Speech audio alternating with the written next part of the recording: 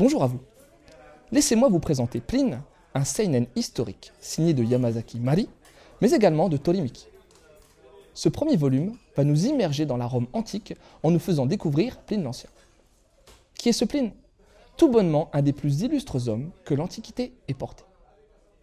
Auteur de la titanesque encyclopédie Histoire naturelle, cet érudit naturaliste, écrivain, philosophe, scientifique mais également général militaire, verra sa vie s'éteindre lors de la célèbre éruption volcanique du Vésuve, celle-là même qui détruisit Pompéi en l'an 79. C'est à cette époque que commence le récit. Rapidement, nous irons 20 ans en arrière pour assister à la rencontre entre Pline et Euclès, son futur scribe. Nous découvrirons alors les pérégrinations de ce chercheur avide de connaissances dans toute l'Italie. Tout l'interpelle, principalement la découverte des mécanismes terrestres. Chaque seconde de la vie qui passe est propice à l'apprentissage et à l'observation, et c'est bien entendu Euclès qui devra rédiger à l'écrit les connaissances rencontrées durant le périple de Pline. Mais si Gaius Plinius Secundus, de son Amus Latinus, a l'opportunité d'assouvir sa soif de savoir, c'est parce qu'il est missionné dans ce but par l'empereur Néron. D'ailleurs, on en apprendra également pas mal sur ce despote dont la personnalité contraste fortement avec celle de Pline. Comment cette ambivalence se conclura-t-elle ? Vous aurez la réponse dans cet ouvrage.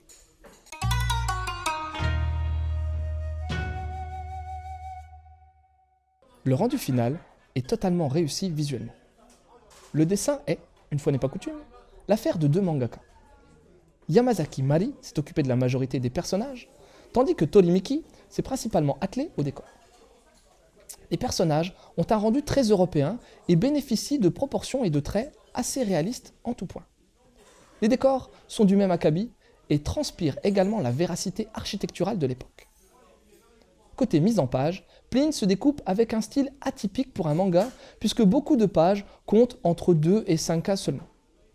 Tout est très régulier, et ce qui m'a frappé, c'est l'absence de tachikeri. Vous savez, ce sont les cases qui sortent du cadre d'impression. Ceci donne une ambiance très européenne, collant parfaitement avec le manga. Et si vous pensez que cette simplicité de structure des cases va nuire à l'immersion, détrompez-vous, car la composition interne de chaque vignette est superbement travaillée et pensée. C'est Casterman qui édite ce titre et qui a opté pour un petit format alors que j'aurais bien imaginé ce titre en grand. La couverture et le papier sont très mat et donnent un aspect vintage bien sympathique. Beaucoup de notes sont disséminées au gré des pages et une assez longue interview des deux mangaka ponctue de fort belle manière ce volume.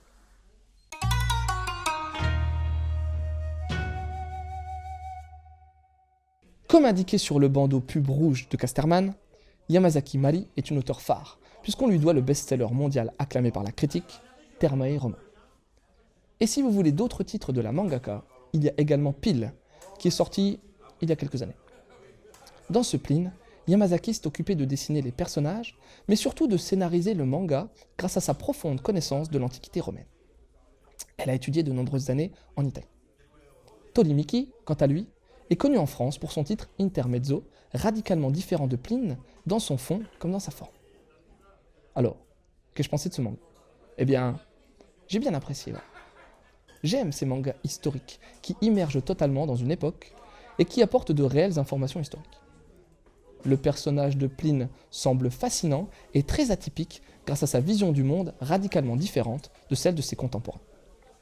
On le voit évoluer avec tranquillité dans un environnement riche avec lequel il interagira fortement. J'ai aussi apprécié la présence de l'empereur Néron en filigrane qui va forcément apporter une saveur scénaristique particulière. Et comme le tout est plus ou moins vu à travers les yeux d'Euclès, le scribe, on gagne encore en narration et on prend toute la mesure de l'importance de Pline l'Ancien, scientifiquement parlant, mais pas que. En effet, à certains endroits, le manga est ponctué de quelques aberrations scientifiques et on se rend bien compte que la science et les croyances populaires ont fait bon ménage à l'époque.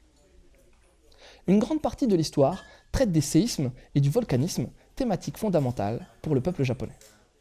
On se rend d'ailleurs compte que pas mal de points communs relient le Japon et la Rome antique.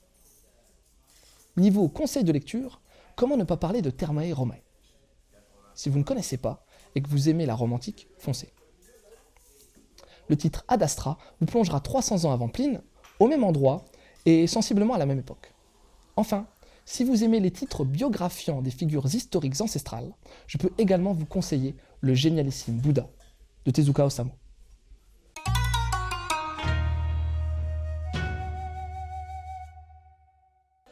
Pline est un seinen historique, signé Yamazaki Mari et Tori Miki. Ce premier volume va nous raconter la vie d'un des plus célèbres scientifiques de l'Antiquité, celui-là même qui a réalisé l'encyclopédie Histoire naturelle. Nous assisterons à sa rencontre avec Euclès, son scribe, et nous vivrons ses voyages empreints de découvertes et d'observations en tout genre.